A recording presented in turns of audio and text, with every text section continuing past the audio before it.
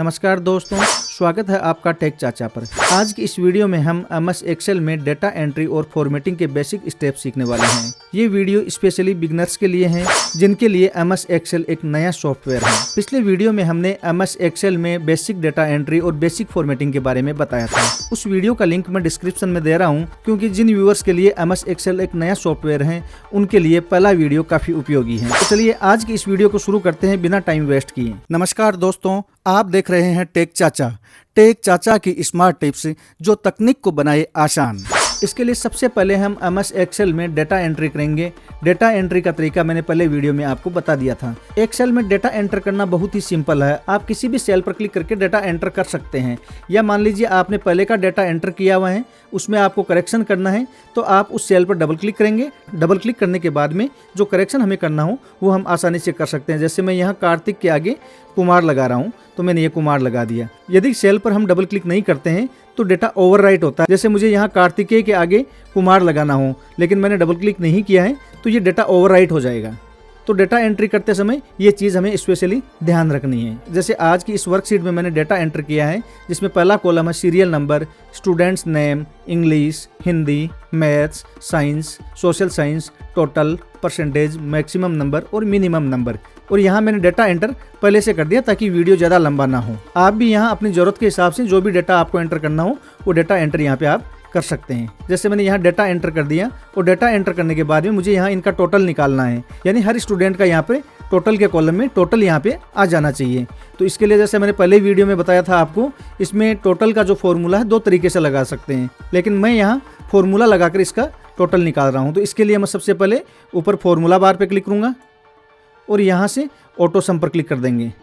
Auto सम पर click करने के बाद में जिस रेंज का हमें टोटल करना है उस रेंज को सेलेक्ट किया और इसके बाद में हम एंटर प्रेस कर देंगे। एंटर प्रेस करने से सेलेक्टेड रेंज के डेटा का टोटल यहाँ पे हमारे सामने डिस्प्ले हो जाएगा। अब यदि ये टोटल मुझे नीचे की रोज में अप्लाई करना हो तो यहाँ मैं पॉइंटर को लाऊंगा और पॉइंटर को नीचे की तरफ ड्रैग कर लूँगा और इसको ड्रैग करने से जो नीचे डेटा एंटर कर रखा है उनका टोटल हमारे सामने यहाँ पे शो हो जाएगा। अब जैसे मुझे यहाँ परसेंटेज निकालने हैं तो परसेंटेज के लिए मैं मैनुअल फॉर्मूला यहाँ पर एंटर कर रहा हूँ। इक्वल टू के बाद में मुझे परसेंटेज किसका निकालना है, मुझे टोटल का परसेंटेज निकालना है।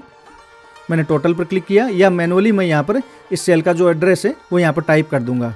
इसके बाद में मल्टीप्लाई 100 डिवाइडेड बाई 500 और इसके बाद में एंटर प्रेस कर देंगे। एंटर प्रेस करने से जो इसका परसेंटेज है ये हमारे सामने शो हो जाएगा और इस परसेंटेज के फॉर्मूले को नीचे की रोज में भी हम अप्लाई कर देंगे। अब इसके बाद मैक्सिमम वाले कॉलम में मुझे इनके सब्जेक्ट में से जो मैक्सिमम नंबर जिस सब्जेक्ट में है वो मुझे फाइंड करना हो तो मैं यहाँ इंसर्ट फंक्शन पर क्लिक करूँगा। इंसर्ट फंक्शन पर क्लिक करने से इंसर्ट फंक्शन की विंडो हमारे सामने शो हो जाएगी और यहाँ से मैक्सिमम को सेलेक्ट करूँगा और ओके कर दिया। ओके करने के बाद में यहाँ जिस रेंज में से मैक्सिमम नंबर हमें फाइंड करना हो उस रेंज को हम सेलेक्ट कर लेंगे और यहाँ ओके पर क्लिक कर देंगे।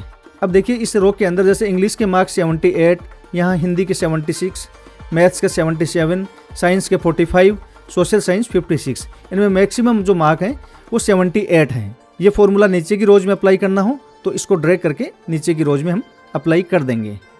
इसी तरह यदि मिनिमम मार्क्स का हमें पता करना हो तो यहाँ से इंसर्ट फंक्शन पर क्लिक करेंगे और इंसर्ट फंक्शन पर क्लिक करने के बाद में यहाँ से ऑल को सेलेक्ट कर लेंगे और मिनिमम का जो फॉर्मूला है उसको हम सर्च कर लेंगे।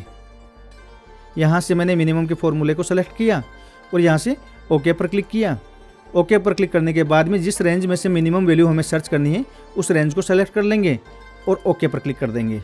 इस रो के अंदर मिनिमम मार्क हैं वो 45 हैं जो फॉर्मूले से हमारे सामने यहाँ पे डिस्प्ले हो गया। अब इस फॉर्मूले को नीचे की रोज में अप्लाई करना हो तो यहाँ से हम पॉइंटर को लाएंगे और नीचे की तरफ ड्रैग कर लेंगे। अब देखिए आज की इस वीडियो में मैंने केवल बेसिक फॉर्मूलाज को काम में लिया है। जैसे मैंने यहाँ टोटल निकाला है, यहाँ परसेंटेज निकाले हैं, मैक्सिमम मार्क को फाइंड किया है और मिनिमम मार्क को फाइंड किया है। हमारी टेबल तैयार होने के बाद में अगला काम होता है इसकी फॉर्मेटिंग का, और फॉर्मेटिंग MS एक्सेल का एक इम्पोर्टेंट पार्ट है। कोई भी हम शीट तैयार करते हैं या कोई भी डेटा हम तैयार करते हैं तो डेटा तैयार करने के बाद में उसको अट्रैक्टिव बनाना होता है और अट्रैक्टिव बनाने के लिए हमें उसकी डेटा की फॉर्मेटिंग करनी पड़ेगी। अब जैसे नॉर्मली हम कोई भी शीट देखते हैं तो हम देखते हैं कि हेडिंग हमेशा बोल्ड होती है। अब अपनी टेबल के अंदर भी हम हेडिंग को बोल्ड करते हैं। इसके लिए जिन जिन सेल्स को मुझे बोल्ड करना है उनको मैं सेलेक्ट करूँगा और सेलेक्ट करने के बाद में होम मेन्यू पे क्लिक करेंगे और यहाँ से बोल्ड करने के लिए बोल्ड पे क्लिक करेंगे। बोल्ड पे क्लिक करते ही सेलेक्टेड सेल्स की जो वैल्यू है वो बोल्ड हो जाएगी। अब इस टेबल में मुझे टोटल और परसेंटेज को भी बोल्ड करना है तो मैंने इन दोनों को सेलेक्ट किया और सेलेक्ट करने के बाद में बोल्ड पे मैंने क्लिक कर दिया। बोल्ड पे क्लिक करने से सेलेक्टेड सेल्स की वैल्यू है बोल्ड होकर हमारे सामने शो होंगी। अब अगली स्टेप में हम इन रो और कॉलम्स की जो साइज़ है उसको एडजस्ट करते हैं। अब यहाँ हम देखते हैं कि जो सेकंड रो है इसकी साइज़ है वो अलग है, थर्ड रो की अलग है और नीचे एक 12 नंबर की अलग है। अब देखिए यदि मुझे एक ही रो या कॉलम की साइज़ एडजस्ट करनी हो तो मैं उस पर सिंगल रो पे क्लिक कर दूंगा। जैसे मैंने यहाँ पे मैं डबल क्लिक करता हूँ, डबल क्लिक करते ही इसकी साइज़ है वो एडजस्ट हो जाएगी, लेकिन इसकी साइज़ इसके डाटा के अकॉर्डिंग छोटी हो गई। अब मुझे यदि इन सारी रोज़ की साइज़ को एडजस्ट करना हो तो इसके लिए मैं इन सारी रोज़ को सेलेक्ट कर लूँगा और सेलेक्ट करने के बाद में माउस पॉइंटर से इसको ड्रैग करके जिस साइज़ में हमें रखना हो उस साइज़ में हम रख सकते हैं। देखिए जैसे मैंने इनकी साइज़ है ये एडजस्ट कर दी। अब सारी रोज़ हैं वो इक्वल साइज़ के अंदर हमारे सामने डिस्प्ले हो रही है। इसी तरह कॉलम्स में भी यदि सिंगल कॉलम को एडजस्ट करना हो तो यहाँ हम इस पर डबल क्लिक करेंगे। डबल क्लिक करते ही ये कॉलम की साइज़ है वो ऑटो एडजस्ट हो जाएगी। लेकिन मुझे इस टेबल में इंग्लिश, हिंदी, मैथमेटिक्स, साइंस और सोशल साइंस इनकी साइज़ को सेम करना हो तो मैं यहाँ से इसको छोटा या बड़ा जो भी मुझे करना हो मैं यहाँ से ड्रैग करके इसको कर लूँगा। और ये साइज़ हम एडजस्ट क्यों कर रहे हैं, क्योंकि जो भी डाटा हमने एंटर किया है वो एक अट्रैक्टिव फॉर्मेट के अंदर होना चाहिए। साइज़ एडजस्ट करने के बाद में अगली स्टेप होती है इस डाटा को अलाइन करना। अलाइन करना एक टेबल का एक इम्पोर्टेंट पार्ट है, क्योंकि देखिए इस टेबल के अंदर जैसे अभी सीरियल नंबर का जो कॉलम है उसमें नंबर है वो राइट अलाइनमेंट में आ रहे हैं, स्टूडेंट नेम है वो लेफ्ट अलाइनमेंट में आ रहा है, इंग्लिश के मार्क्स हैं वो राइट अलाइनमेंट में आ रहे हैं, यानी एक डेटा है वो एक प्रॉपर अलाइनमेंट में नहीं आ रहा है।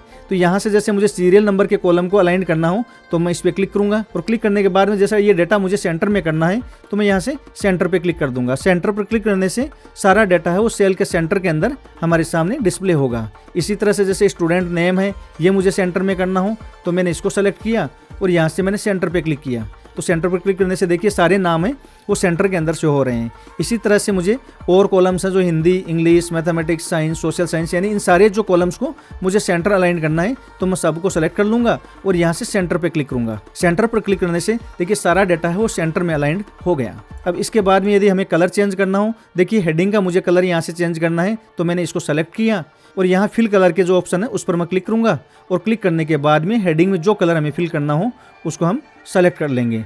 और यहाँ से जैसे टेक्स्ट का कलर है मुझे वाइट करना है तो मैंने यहाँ से वाइट कलर को सेलेक्ट किया, या और कलर आपको जो सेलेक्ट करना है तो वो आप सेलेक्ट कर सकते हैं।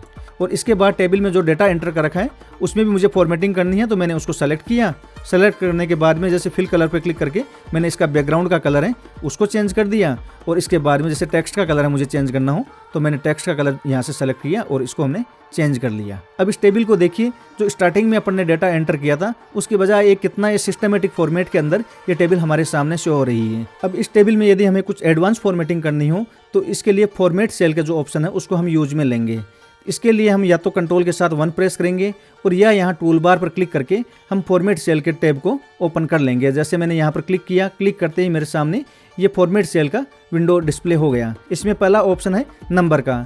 नंबर पर क्लिक करते ही इसकी काफ़ी सारी कैटेगरीज हमारे सामने डिस्प्ले हो रही है, जैसे general, number, currency, accounting, date, time. इन कैटेगरीज का यूज़ जो हम आगे वीडियो बनाएंगे उनमें ज़रूरत के हिसाब से हम करेंगे। इसके बाद में अलाइनमेंट पे जैसे अपन को टेक्स्ट का अलाइनमेंट सेट करना हो, जैसे अपन ने इसका अलाइनमेंट सेंटर सेट कर रखा है, यहाँ से हमें चेंज करना हो तो इसे चेंज कर सकते हैं। यहाँ से वर्टिकल अलाइनमेंट को हम चेंज कर सकते हैं। और यहाँ टेक्स्ट कंट्रोल के अंदर ऑप्शन है wrap text, shrink to fit, merge cell. इनका अलग अलग जगह अलग अलग इनका यूज़ होता है। जैसे मैं इनका बेसिक यूज़ आपको करके बताता हूँ। जैसे हम यहाँ सबसे पहले एक रो इंसर्ट करते हैं, इसके लिए हम यहाँ सेलेक्ट करेंगे और राइट क्लिक करेंगे और इंसर्ट पर क्लिक कर देंगे। इंसर्ट पर क्लिक करने से देखिए यहाँ एक रो इंसर्ट हो गई और यहाँ हमें इस टेबल की हेडिंग देनी है। जैसे मैं हेडिंग के अंदर लिखता हूँ स्टूडेंट्स मार्क्स डिटेल और मैंने एंटर प्रेस किया। अब एंटर प्रेस करते देखिए यहाँ जो हेडिंग है वो हमारे सामने प्रॉपर शो नहीं हो रही है। अब इसके लिए सबसे पहले हम फॉर्मेट सेल के मेन्यू के अंदर जाएंगे। अब इनमें जैसे सबसे पहले मैं रैप टेक्स्ट के जो ऑप्शन है उसको यूज में लेके आपको दिखाता हूँ। मैंने इस पर क्लिक किया, क्लिक करने के बाद में ओके पर क्लिक किया। ओके पर क्लिक करते देखिए इस सेल के अंदर जो पूरा डाटा है वो ऑटो एडजस्ट हो गया। अब जैसे वापस मैं इसको पहले वाली कंडीशन में डाटा को ले आता हूँ और वापस मैं कंट्रोल के साथ 1 प्रेस करता हूँ और यहाँ सिंक टू फिट किया। सिंक टू फिट पर क्लिक करते देखिए जो डाटा है वो सेल की साइज के अंदर ऑटो फिट हो गया। वापस मैं कंट्रोल के साथ Z प्रेस करके इसको वापस पहले की जो स्थिति है उसमें ले आता हूँ। अब जैसे मुझे ये डाटा है इस टेबल के सेंटर में देना हो, इसके लिए हम सबसे पहले उन कॉलम्स को सेलेक्ट करेंगे जिनके सेंटर में हमें लाना हो। इसके बाद में कंट्रोल के साथ 1 प्रेस करेंगे और यहाँ से मर्ज सेल पर क्लिक कर देंगे। और इसके बाद में ओके पर क्लिक करेंगे। ओके पर क्लिक करते ही जो डेटा हमने सेलेक्ट कर रखा था वो मर्ज होकर उसके सेंटर अलाइनमेंट में आ जाएगा। अब जैसे मुझे इस हेडिंग को बोल्ड करना है, इसका मुझे फ़ॉन्ट चेंज करना हो तो मैं यहाँ से फ़ॉन्ट चेंज कर लूँगा। फ़ॉन्ट की साइज़ चेंज करनी हो तो यहाँ से हम साइज़ चेंज कर लेंगे। देखिए जो फ़ॉन्ट और साइज़ हमने यहाँ से चेंज किए वो चेंज हो गई। इस तरह से जो भी हमें फॉर्मेटिंग करनी हो फॉर्मेटिंग करेंगे और फॉर्मेटिंग करने के बाद में कंट्रोल के साथ एस या सेव पर क्लिक करके हम फाइल को सेव कर लेंगे। जैसे मैंने यहाँ इस फाइल को डेटा एंट्री के नाम से सेव कर लिया। तो दोस्तों ये थे कुछ सिंपल स्टेप्स MS एक्सेल में डेटा एंटर और डेटा फॉर्मेट करने के लिए। अगर आपको ये वीडियो पसंद आया हो तो प्लीज़ लाइक और शेयर करें और चैनल को सब्सक्राइब ज़रूर करें और कमेंट बॉक्स में हमें बताएं कि आप MS एक्सेल के बारे में और किस तरह की वीडियो चाहते हैं। मिलते हैं अगले वीडियो में, तब तक के लिए धन्यवाद।